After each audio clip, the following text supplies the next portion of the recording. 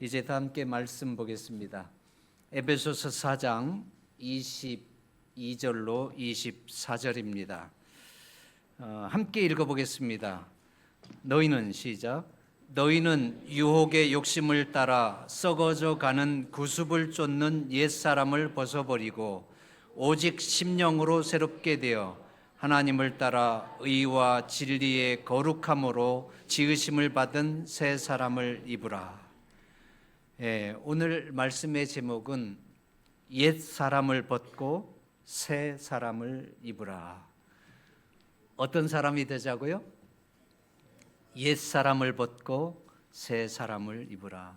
오늘 사도 바울은 감옥에 있으면서도 에베소 교회 성도들을 향해서 강력한 권면의 말씀으로 옛 사람을 버리고 새 사람을 입으라 이렇게 얘기하고 있는데 여러분 이건 뭘까요?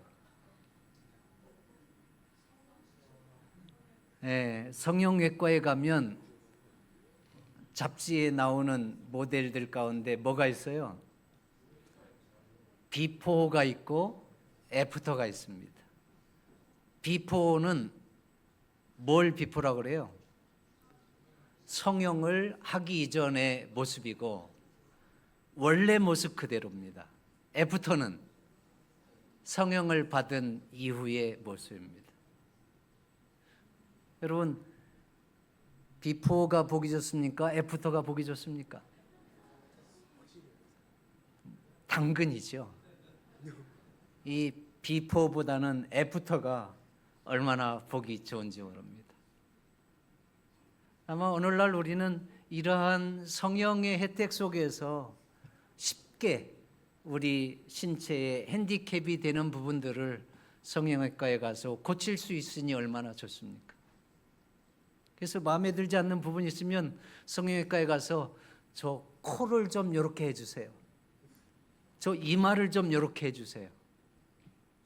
그래서 우리 중화동교회는 뭐 손댄 분들이 아마 하나도 없을 것 같은데 보니까 웃는 분들이 있는 거 보니까 좀 손댄 분들이 있긴 있네.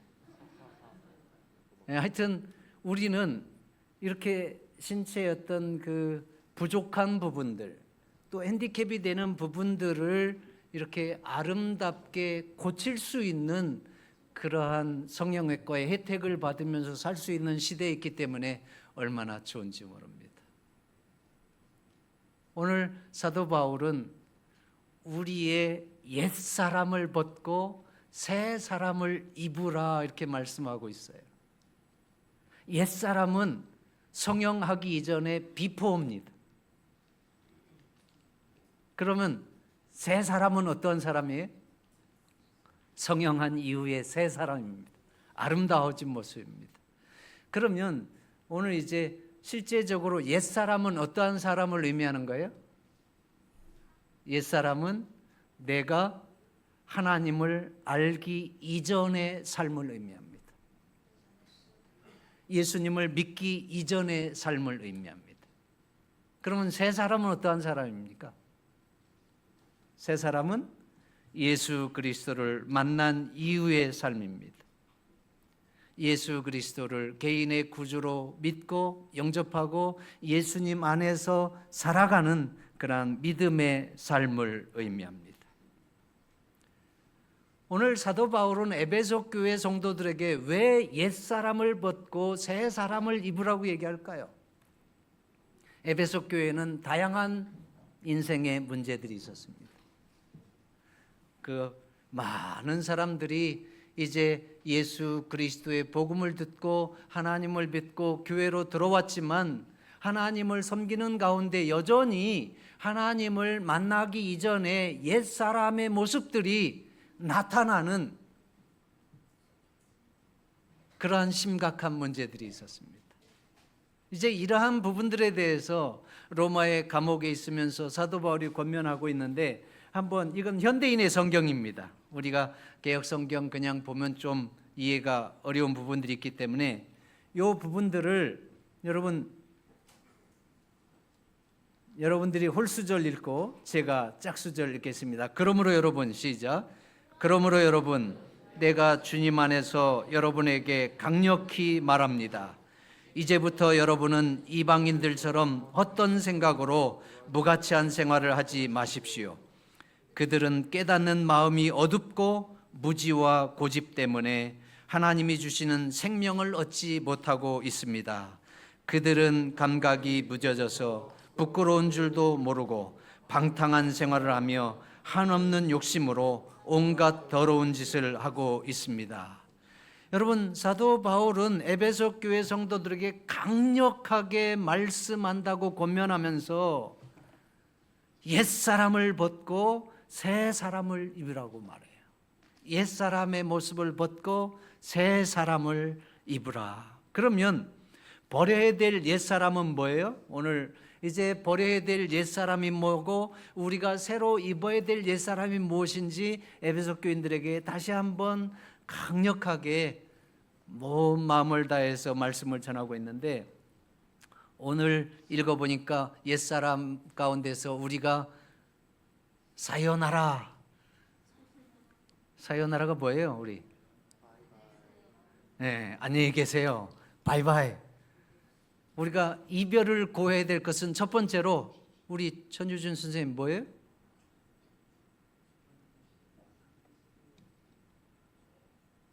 아니, 민수만 생각하지 말고, 예, 이방인들처럼 헛된 생각을 버리고 무가치한 생활을 하지 말아야 된다. 여러분, 이방인들처럼이라는 건 뭐예요? 이방인들처럼. 한마디로 하면 이방인들처럼 살면 안 된다, 이게. 이방인들처럼이라고 하는 것은 옛사람입니다. 하나님을 내가 깨닫기 이전의 사람입니다. 하나님을 모르는 사람입니다. 그래서 이방인들처럼 헛된 생각으로 무가치한 생활을 한다고 하는 것은 바로 하나님을 모르는 사람들이 하나님과 관계없이 자기 자신의 인생을 열심히 살아가는 그 삶을 의미합니다. 모든 사람에게는 인생에 나름대로 뜻이 있고 목적이 있고 그것을 위해서 열심히 살아가고 그것을 성취하고 그렇게 사는 것입니다.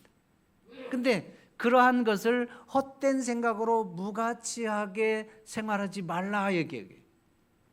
이 얘기는 뭐냐면 하나님의 관점에서 볼 때에 하나님이 없이, 믿음의 소망이 없이 살아가는 이 땅의 모든 인생의 삶은 결국은 허망한 것이라는 거예요. 하나님과 관계없이 살아가는, 하나님과 관계없이 인생의 그 모든 이루어놓은 삶들은 결국은 헛되고 아무것도 아니라고 하는 것을 얘기합니다. 그것을 솔로몬은 깊이 경험했습니다. 솔로몬이 어떤 사람이에요? 솔로몬은 부모를 잘 만났고 그래서 어린 나이에 왕이 됐고, 그런가 하면 또 하나님의 복을 받아서 똑똑하고 지혜로워 가지고 지혜의 왕이라고 할 정도로 대단한 사람이었어요. 그리고 그는 모든 사람들이 인생의 목표로 삼고 있는 온갖 부귀영화를 다 얻어봤고 누려본 사람입니다. 근데 그러한 솔로몬이 하나님 안에서 살다가 하나님을 떠나서 마음대로 살아보면서 인생의 노년이 되어보니까 하나님이 없는 인생, 믿음의 소망이 없는 인생이 이 땅의 온갖 부귀영화를 누려본들 이제 인생의 노년의 죽음을 바라보는 나이가 되어보니까 그것은 아무것도 아니더라. 하나님이 없는 이 땅에서 이루어놓은 모든 부귀영화는 아무것도 아니라고 하는 것을 고백합니다. 그것이 바로 전도서 1장 2절로 4절입니다. 다 함께 읽어보겠습니다. 전도자가 가로되, 시작. 전도자가 가로되 헛되고 헛되며 헛되고 헛되니 모든 것이 헛되도다. 사람이 해 아래서 수고하는 모든 수고가 자기에게 무엇이 유익한고, 한 세대는 가고 한 세대는 오되 땅은 영원히 있도다. 여러분, 우리가 인생의 목표로 삼을 수 있는 모든 부귀영화를 다 누려본 솔로몬이 하나님이 없는 인생으로 노년이 되어서 이제는 기력이 쇠하고 보니 또 믿음의 소망이 없는 가운데 그러한 인생의 노년을 맞이하고 보니 헛되다고 하는 것을 깨달은 거예요. 이 땅의 모든 것들은 결국은 내가 쇠해져 가고 내가 늙어가고 내가 죽어가는 이 인생의 헛되고 부질없는 것에 아무것도 아니라고 하는 것을 그는 깨달은 것입니다. 그렇기 때문에 사도 바울은 에베소 교회 성도들을 향해서 이방인들처럼 헛되고 무가치한 생활을 하지 말라고 강력하게 권고하고 있는 것입니다. 우리 조화동교회 모든 성도인들도 이방인들처럼 헛되고 무가치한 생활로 옛사람의 모습으로 돌아가지 않게 되기를 주의 이름으로 축원합니다. 어떠한 일이 있어도 끝까지 믿음을 지키는 자가 하나님과의 관계 속에서 승리하게 될 것이고 새 하늘과 새 땅에서 하나님 앞에 서게 될 것입니다. 우리 모두는 마태복음 24장 13절에 얘기한 것처럼 그러나 끝까지 견디는 자는 구원을 얻으리라. 끝까지 믿음으로 새 사람을 입고 하나님 안에서 부르심에 합당하게 사셔서 하나님을 만나는 데에 승리하고 또 이 땅에서 하나님의 백성으로서 하나님과 함께 살고 믿음의 소망으로서 사는 그 인생을 승리하게 되기를 주의 이름으로 축원하겠습니다. 그 다음에 여러분 두 번째로 버려야 될 옛사람의 모습에 대해서 이렇게 얘기하는데요. 함께 읽어보겠습니다. 저희 총명이 시작. 저희 총명이 어두워지고 저희 가운데 있는 무지함과 저희 마음이 굳어짐으로 말미암아 하나님의 생명에서 떠나 있도다. 여러분 하나님께서 주시는 생명에서 떠나 있는 그러한 삶으로 절대 돌아가지 말라는 거예요. 이 부분을 또 현대인의 성경으로 읽어보니까 이렇게 표현하고 있어요. 함께 저 읽어보겠습니다. 그들은 시작. 그들은 깨닫는 마음이 어둡고 무지와 고집 때문에 하나님이 주시는 생명을 얻지 못하고 있습니다. 깨닫는 마음이 어둡고 무지와 고집 때문에 하나님께서 주시는 생명을 얻지 못하고 있다. 하나님과 관계없는 생활을 하고 있다. 참 안타까운 사실입니다. 깨닫는 마음이 어둡다라고 하는 것은 하나님이 없는 문화, 이 세상의 문화 가운데서 살고 있는 사람들이 점점 그 세상의 문화 가운데 빠져들기 때문에 하나님이 보이지 않고 생명의 근원이 되는 진리가 보이지 않는 것을 얘기해요. 그래서 무지하다고 하는 것은 진리에 대해서, 죄에 대해서, 생명의 근원이 되시는 하나님에 대해서 점점 더 모르게 되는 것을 무지라고 합니다. 깨닫는 마음이 어두워지고 그래서 무지해지고 그 다음에 뭐예요? 고집 때문에. 여러분 고집이라고 하는 것은 마음이 시멘트처럼 단단하게 굳어져 가는 것을 고집이라고 해요. 깨닫는 마음이 점점 어두워져서 하나님이 계신 것을 깨닫지 못하고 하나님이 없는 것이 당연한 문화에서 살아가니까 점점 더 어두워져서 거기에 대해서 무지해지니까 하나님 없이 사는 것에 대해서 완고한 고집을 갖고 있기 때문에 그러한 사람의 결국은 하나님과 관계없는 그러한 삶을 살게 되는 것입니다. 그렇기 때문에 그들은 하나님께서 주시는 생명에서 떠나 있는 것이에요. 그래서 사도 바울은 깨닫는 마음이 어둡고 무지와 고집 때문에 이방인들처럼 하나님을 떠나서 살았던 옛사람을 벗어버리고 생명이 없는 삶에서 생명이 있는 삶으로 돌아가도록 그러한 권면을 하고 있습니다. 그 다음에 여기 이제 여러 가지 있는데 방탕한 생활을 하고 한없는 욕심으로 온갖 죄를 짓고 있고, 그래서 에베소서 4장 20절 22절 다 함께 좀 읽어보겠습니다. 오직 시작. 오직 너희는 그리스도를 이같이 배우지 아니하였느니라. 진리가 예수 안에 있는 것 같이 너희가 과연 그에게서 듣고 또한 그 안에서 가르침을 받았을진데 너희는 유혹의 욕심을 따라 썩어져 가는 구습을 쫓는 옛사람을 벗어버리고, 여기 보면 오직 너희는 그리스도를 이같이 배우지 아니하였느니라. 이 얘기는 예수님께서 하나님을 떠난 그러한 삶을 살도록 가르친 적이 없고, 또 방탕해져서 죄를 지으면서 살라고 가르친 적이 없고, 근데 지금 에베소 교인들 가운데 생명이시고 진리가 되시는 예수 그리스도를 만났던 사람들 가운데 점점 믿음이 약해져 가지고 하나님이 없는 옛사람의 모습으로 살아가는 그 모습을 보면서 예수님께서 그렇게 살라고 가르친 적이 없거늘 또 진리가 되신 예수님 안에서 산다고 하면서 어떻게 그러한 삶을 살 수 있겠느냐 하면서 지금 이야기를 한 것입니다. 그러면서 너희는 유혹의 욕심을 따라 썩어져 가는 구습을 쫓는 옛사람을 벗어버리라. 이제 말씀을 정리하면 이겁니다. 이방인들처럼 헛된 생각으로 무가치한 생활을 하지 말고, 또 깨닫는 마음이 어둡고 무지와 고집 때문에 하나님을 떠나서 살면 안 되고, 또 방탕한 생활을 하고 한없는 욕심 때문에 온갖 죄를 지면서 살면 안 되고, 유혹의 욕심을 따라 썩어져가는 구습을 쫓는 옛사람을 벗어버려야 된다. 이것이 이제 옛사람의 모습이에요. 이 부분이 비포입니다.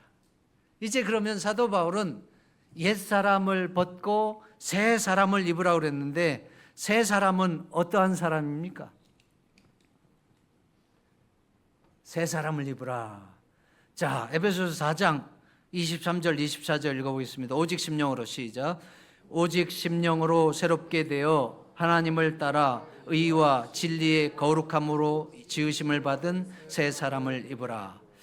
옛 사람에서 새 사람이 되는 것은 어떻게 된다고요? 오직 무엇을 새롭게 하라는 거예요? 심령을 새롭게 하라는 거예요. 그래서 여러분, 우리가 이방인들처럼 살던, 하나님을 모를 때처럼 살던 그러한 가치관이나 생각이나 생활 습관들을 벗어버리는 것은 우리 마음이 새로워지는 것이 첫째입니다. 마음이 새로워지지 않고 우리 외부로 나타나는 그러한 생활의 방식들을 배우는 것은 언제든지 금방 돌아갈 수가 있어요. 그래서 여러분, 오직 심령으로 새롭게 되어, 심령으로 새롭게 된다고 하는 것은 어떠한 것을 의미할까요? 심령으로, 우리의 마음이 새롭게 된다고 하는 것인데, 우리가 옛사람을 벗어버리고 새 사람이 되는 것은 심령이 새롭게 되는 것이다. 심령이 새롭게 되는 것은 우리가 마음으로 결심하면 되는 거예요. 새로운 사람이다. 나는 새 사람 되었다. 이렇게 결심하면 됩니까? 여러분, 우리가 새 사람이 되는 것은 하나님께서 새 사람이 될 수 있도록 만들어 놓은 인생의 진리가 있습니다. 우리가 이 땅에서 태어나는 것, 내가 할 수가 있어요, 없어요? 태어나는 것은 낳아줘야 태어나는 것입니다. 그래서 하나님의 사람으로 새롭게 태어나는 것도 하나님께서 새롭게 낳아주실 때에 가능한데, 그 새롭게 되는 것을 하나님께서 준비하신 방법이 바로 예수 그리스도입니다. 옛사람을 벗어버리고 오직 마음으로 새롭게 되는 것은 바로 우리의 마음 가운데 하나님께서 새 사람이 되도록 준비하신 예수 그리스도를 개인의 구주로 영접하고 그 하나님을 따라서 의와 진리대로 살 때에 우리는 새로운 사람이 되는 것입니다. 자, 그러면 여러분, 요한복음 1장 12절 다 함께 읽어보겠습니다. 영접하는 자, 시작. 영접하는 자, 곧 그 이름을 믿는 자들에게는 하나님의 자녀가 되는 권세를 주셨으니. 여러분, 이것이 심령으로 새롭게 되는 거예요. 심령으로 새롭게 되는 것은 누구를 영접하면 돼요? 우리의 마음 가운데 길이요 진리요 생명이신 예수 그리스도를 영접하면 되는 거예요. 그래서 여러분, 예수 그리스도를 개인의 구주로 영접할 때에 하나님께서 행하도록 우리에게 주신 예식이 있어요. 그게 뭐예요? 침례식입니다. 이건 예수님의 지상 유언과 마지막 명령에다 나와 있어요. 너희는 가서 모든 족속으로 제자를 삼아서 아버지와 아들과 성령의 이름으로 침례를 주고, 그래서 예수 그리스도를 내 개인의 구주로 믿고 내가 이제는 평생토록 하나님의 사람으로서 살겠다고 결심할 때에 침례를 주는데, 침례를 여러분 다른 말로는 뭐라고 그래요? 중생이라고 합니다. 중생. 영어로는 born again. born again이 뭐예요? 다시 태어났다는 거예요. 그러니까 여러분, 우리가 심령으로 새롭게 되는 것은 예수 그리스도를 우리의 마음 가운데 영접할 때에 예수 그리스도를 통해서 우리는 이제 하나님의 자녀로 새로운 사람이 되는 것이 바로 하나님의 방법입니다. 그래서 이 부분을 고린도후서 5장 17절은 이렇게 표현하고 있습니다. 다 함께 읽어보겠습니다. 그런즉 시작. 그런즉 누구든지 그리스도 안에 있으면 새로운 피조물이라. 이전 것은 지나갔으니 보라 새 것이 되었도다. 여러분, 우리가 예수 그리스도를 마음으로 영접하면, 오직 심령으로 새롭게 되면 하나님께서는 그 순간 우리를 뭐라고 여기주시는 거예요?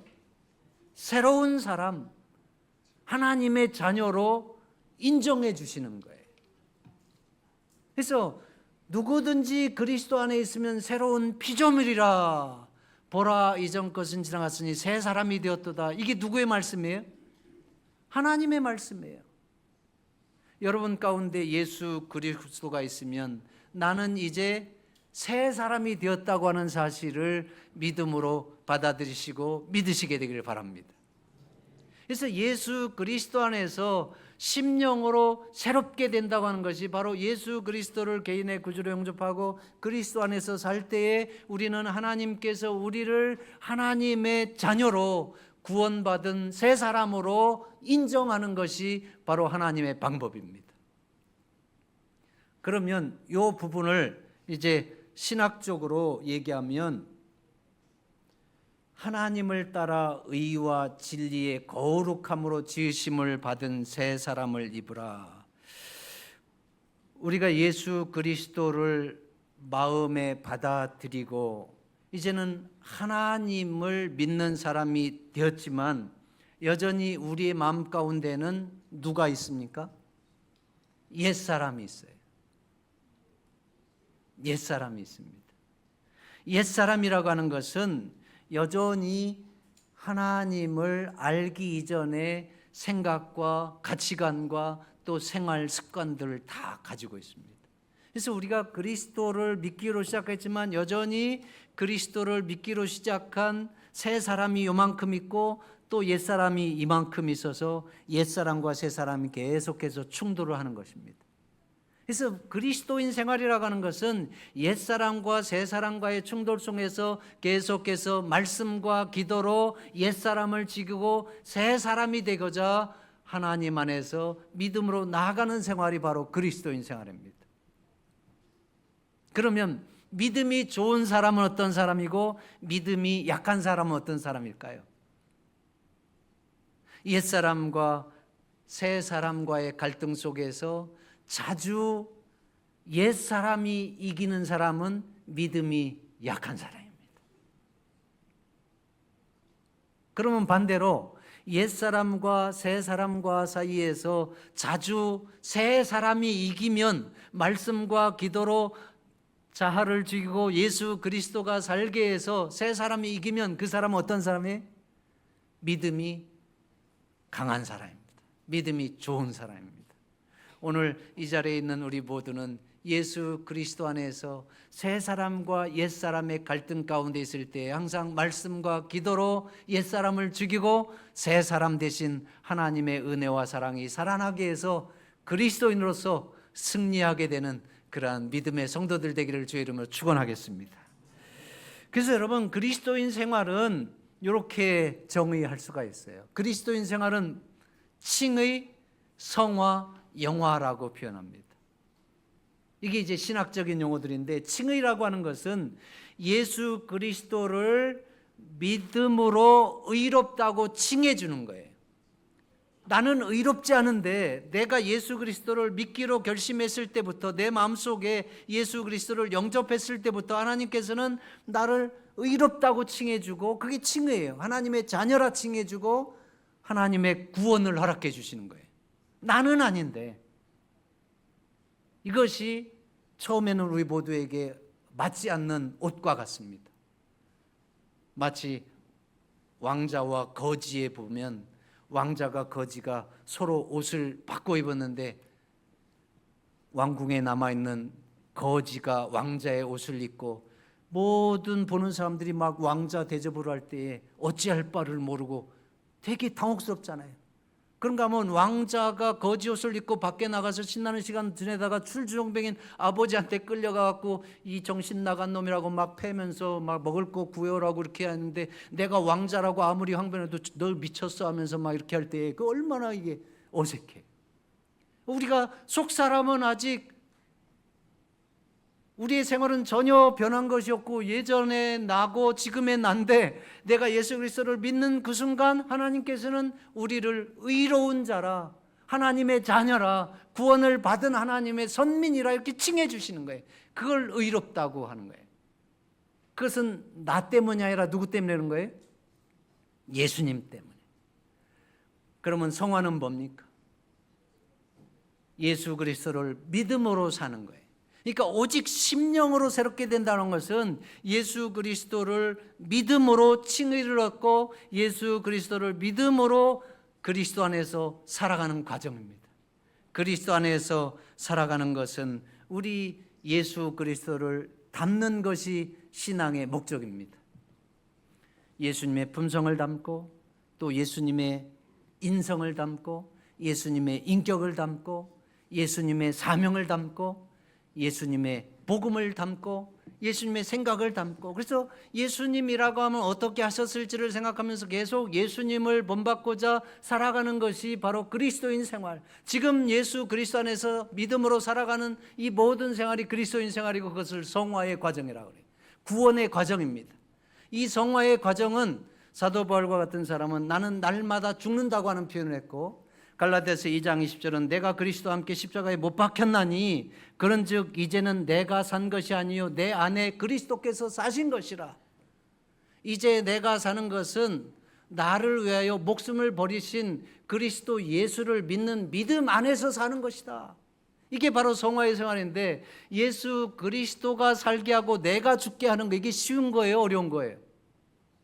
이제는 내가 죽고 내 안에 예수님이 살게 하면 얼마나 아름답습니까? 그러나 많은 갈등과 내가 죽어야 되는, 그래서 지난주에 우리가 그랬잖아요. 부르심에 합당하게 생활할 때에 가장 중요한 것 가운데 하나가 성령이 이 교회 공동체로 하나가 되게 하신 것을 힘써 지키라고 그랬는데, 그냥 되는 게 아니에요. 우리 모두가 개인이 힘써 지켜야 되는데, 힘써 지키기 위해서 어떻게 해야 되는 거예요?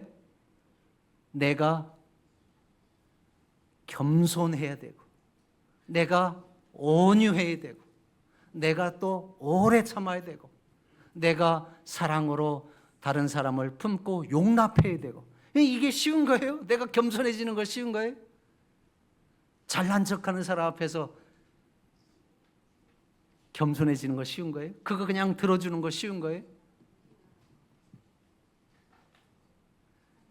여러분, 우리가 그리스도 예수 안에서 하나님의 뜻을 이루고 이 교회 공동체가 하나님 안에서 하나가 될 뿐만 아니라 내가 예수 그리스도를 닮은 사람으로서 인격이 성숙해지고 믿음이 성숙해지고 하나님의 영광을 드러내는 그러한 빛의 역할을 하는 삶이라고 하는 것은 저절로 되는 게 아니에요.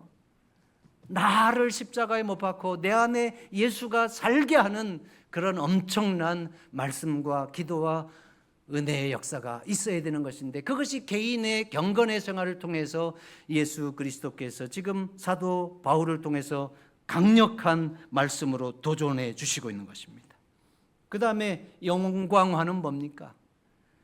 칭의의 경험과 성화의 경험을 통해서 이제 믿음으로 살았기 때문에 예수님께서 우리에게 재림의 날에 우리의 몸이 영광스럽게 변화되게 하는 것이 바로 영광화입니다.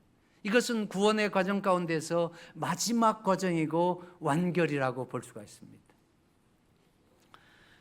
그래서 여러분, 우리가 옛사람의 모습을 벗어버리고 오직 심령으로 새롭게 되어 하나님의 거룩하심에 따라 의와 진리에 따라서 새 사람이 되라고 하는 것은 바로 칭의와 성화의 이러한 모든 과정들을 힘써서 말씀과 기도로 그리스도를 바라보면서 행해 나아가도록 믿음의 도전을 지금 에베소 교인들에게 주시고 있는 것입니다. 자, 그 다음에 새 사람을 입어야 될 것 가운데 이제 여러분, 오직 심령으로 새롭게 되어 하나님을 따라 의와 거룩함의 지으심을 받은 새 사람이 되기 위해서 하나님 안에서 우리가 행해야 될 것들을 구체적으로 사도 바울이 기록하고 있더라고요. 여러분, 우리가 새 사람을 입은 성도들, 하나님을 믿고 믿음 안에서 칭의와 성화의 과정 속에서 지금 이 그리스도인 공동체를 이루고 살아가는 성도들이 어떻게 살아야 될지를 말씀하고 있는데, 오늘 여기 말씀하고 있는 사도 바울의 본문은 개인적인 생활이 아니라 이 교회 공동체에서 하나님을 믿는 사람들이 어떻게 행해야 되는지를 가르쳐 주시고 있어요. 자, 여러분, 교회를 다니는 우리 공동체의 구성원들이 서로 간에 어떻게 하면 좋겠다 이런 바람들이 있어요. 우리 교회는 사랑이 넘쳤으면 좋겠다. 우리 교회는 은경이처럼 친구들에게 전도를 잘하는 사람이 많았으면 좋겠다. 우리 교회는 누구처럼 좀 밝게 웃어주는 사람이 많았으면 좋겠다. 우리 교회는 우리 누구처럼 맛있는 거 좀 자주 사주는 사람이 많았으면 좋겠다. 여러 사람들이 있는데, 여러분, 오늘 사도 바울은 이렇게 몇 가지를 얘기합니다. 첫 번째로 교회 공동체에서 하나님의 사람으로서 교회를 세우기 위해서, 또 오직 심령으로 새롭게 되어 하나님을 따라 의와 진리로 거룩하게 되는 그 부분을 세우기 위한 생활의 실제적인 부분에 의해서 몇 가지 말씀을 나누고 있는데, 첫 번째로 이 부분입니다. 다 함께 읽어보겠습니다. 무릇, 시작.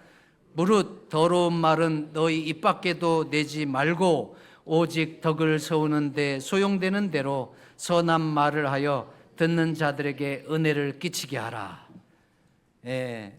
올바른 언어의 사용에 대해서 말씀하고 있어요.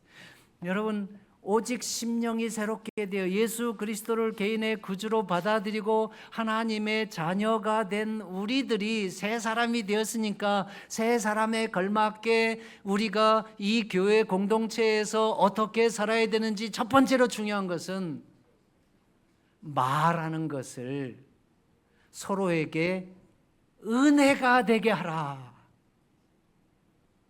말하는 것을 그러면 은혜가 되지 않게 하는 것도 있어요. 우리 오수민 집사님, 상대방 말하는 것 때문에 기분 나쁜 적 있어요, 없어요? 없으신가 보네. 그럼 우리 김현수 장로님, 어떻게 직장에서나 교회에서나 상대방이 나한테 말하는 것 때문에 기분 나쁜 적 있어요, 없어요? 저분은 끄떡끄떡하네. 확실히 직장 생활 하니까. 그러면 여러분, 또 상대가 말하는 것 때문에 기분이 좋아져 본 적이 있어요, 없어요? 우리 희락이는 어때요? 희락이는 다른 사람이 나한테 어떤 얘기했을 때 기분이 좋아진 적이 있어요, 없어요? 있어요? 어떨 때 기분이 좋아요? 칭찬받을 때. 그러니까 나를 칭찬하는, 나를 인정하는 말을 했을 때 기분이 좋은 거예요. 근데 야, 너는 왜 이렇게 노래를 못하냐? 너는 노래할 때 그냥 가만히 있어서 하면 되지, 왜 이렇게 온몸을 막 쓰면서 이렇게 노래하냐? 이러면서 막 무시하고 깔보는 식으로 얘기하면 기분이 좋아요, 안 좋아요? 지금 희락이 얘기하고 있는데 예? 희락이를 깔보면서 누가 얘기하면 기분이 좋아요, 안 좋아요? 안 좋아요. 여러분, 우리 모두는 예수 그리스도 안에서 십자가의 피로 사신 생명의 가족, 하나님의 한 가족입니다. 그래서 우리 모두는 하나님을 아버지라고 불러요. 우리 모두 하나님의 자녀입니다. 그래서 우리의 영광이 되시는 하나님을 아버지로 한 가족이 되어 있는 우리가 우리 가족들에게 깔보는 말, 무시하는 말, 자존심 상하게 하는 말, 그러한 말 하면 되겠어요, 안 되겠어요? 절대로 안 된다는 거예요. 지금 사도 바울이 강력하게 말한다고 그러잖아요. 그래서 여러분, 무릇 더러운 말은 너희 입 밖에도 내지 말고 오직 덕을 세우는 데에 소용되는 말, 듣는 자들에게 은혜가 되는 말을 하라고 말씀하고 있는데, 우리 중화동교인들이 이걸 잘하고 있어요. 앞으로도 계속 그렇게 잘해야 됩니다. 예, 막 말하는 사람이 있으면 중화동 교인이 될 자격이 없어요. 그래서 막 말하는 사람이 있으면 그런 사람은 저를 목사라고 부를 자격이 없어요. 그런 사람들은 저를 그냥 아저씨라고 부르면 됩니다. 막 말하면서 예수님 말씀도 안 들으면서 뭘 저를 목사라고 그래요. 그냥 아저씨라고 하면 되지. 이렇게 중요한 거예요. 그래서 여러분, 말이라고 하는 것은 우리의 마음과 감정이 표현되기 때문에 상대를 인정하고 상대를 존중하고 상대를 아끼고 상대를 우리가 정말 사랑하는 그러한 말을 해야지, 막 무시하고 욕하고 깔보고 그러한 말을 하면 우리가 그 사람에게 또 좋은 말을 할 수가 없어요. 우리가 가는 말이 고와야 오는 말도 곱다고 그러잖아요.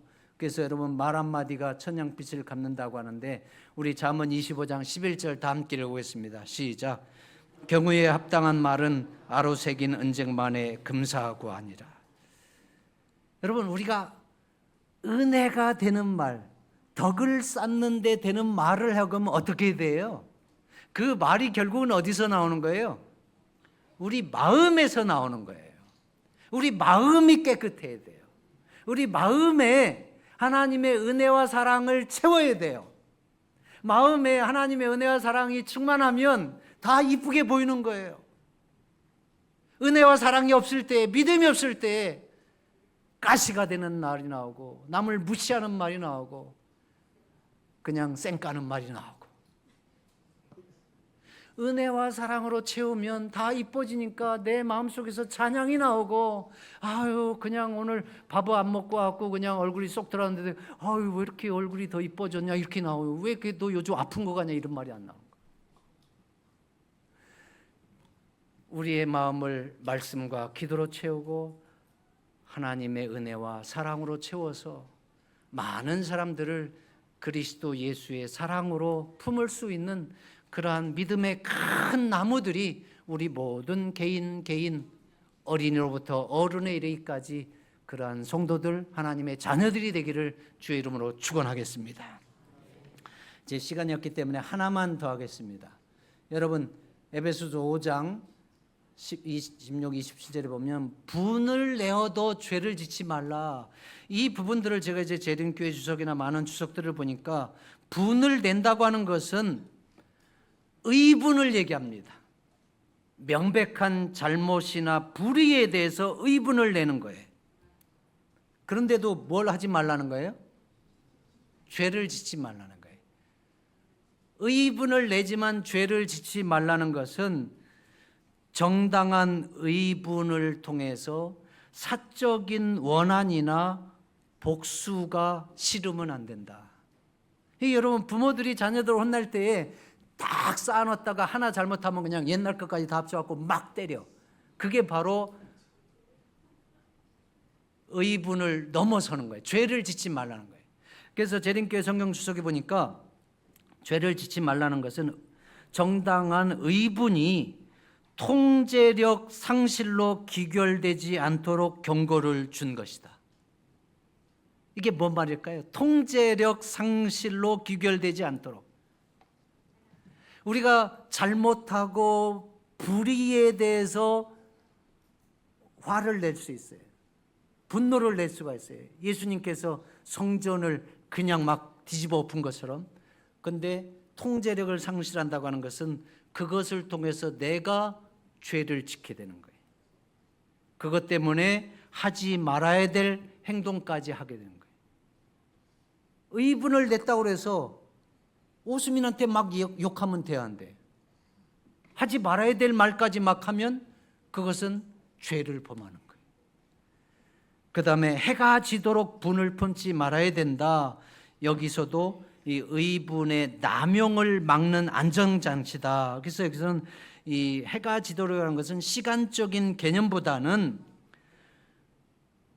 잘못한 행동을 한 사람에 대해서 분노할 수 있지만 그 부분을 위해서 계속 분노를 품는 것이 아니라 그 사람을 위해서 기꺼이 기도할 수 있는 그 부분이 바로 해가 지도록 분을 품지 않는 것이다. 그래서 여러분, 마음 깊이 원한을 품거나 자기 자신의 영혼이 파멸되는 것도 이 해가 지도록 분을 품지 않는 것에 해당됩니다.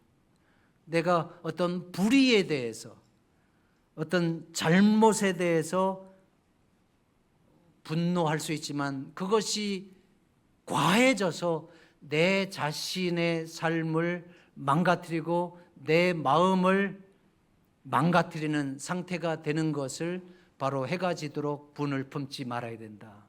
그래서 지난주에도 제가 요셉 얘기를 했지만 저는 이 부분이 요셉은 매우 훌륭한 믿음의 사람이라고 생각해요. 여러분, 요셉이 얼마나 의분을 토해낼 수 있었습니까? 자기 자신을 형제들이 노예로 팔아버렸으니 그 처참한 인생을 살아온 요셉이 그 형들에게 대해서 얼마나 분노할 수 있었습니까? 그럼에도 불구하고 그 의분에 사로잡혀서 자기 자신을 증오와 원한 가운데 낭비하지 아니하고 오히려 그 의분의 자리에 뭘 채웠어요? 하나님의 사랑과 은혜와 믿음으로 가득 채워서 그 어려운 순간에도 하나님 안에서 믿음으로 열심히 살았을 때 하나님께서 그를 다시 일으켜 세워서서 애굽의 2인자가 되게 하고 또 형제들을 원수 갚을 수 있는 조로의 기회가 왔고 그러한 위치에 있었음에도 불구하고 오히려 나를 애굽에 판 것으로 인해서 두려워하지 말라, 염려하지 말라. 이거 나를 애굽에 보낸 것은 형들이 아니라 하나님께서 우리의 가족을 구원하시려고 보내셨다고 하는 그러한 믿음의 승리를 얘기한 것이 바로 해가 지도록 죄를 품지 말라고 하는 부분입니다. 그 다음에 마귀에게 틈을 주지 말아야 된다. 성도들이 서로 대적하도록 만들기 위해서 마귀가 활동할 틈을 주어서는 안 된다. 우리가 명백한 잘못과 어떤 죄에 대해서 의분을 낼 수 있지만 그것을 통해서 다른 공동체의 식구들이 서로 대적하고 막 갑론을 막 이렇게 싸우도록 만들게 마귀가 틈을 타도록 해서는 안 된다 이 얘기입니다. 자, 이제 여러분, 우리 모두가 그리스도 예수 안에서 옛사람을 벗고 새 사람을 입으라고 말씀하고 있습니다. 우리 모든 성도들이 때때로 여전히 우리의 속에서 옛사람에 대한 갈등과 또 그러한 행동들이 나올 때에 예수 그리스도의 십자가를 바라보면서 옛사람을 지우고 새 사람을 입음으로 하나님께서 기뻐하시는, 그래서 이 공동체가 하나님의 은혜와 사랑이 넘치고 하나님을 만나고 싶어하는 많은 영혼들이 하나님을 만나고 생명을 얻고 하늘에 갈 수 있는 많은 영혼들을 품는 그러한 축복의 교회가 되기를 주의 이름으로 축원하면서 말씀을 드리겠습니다.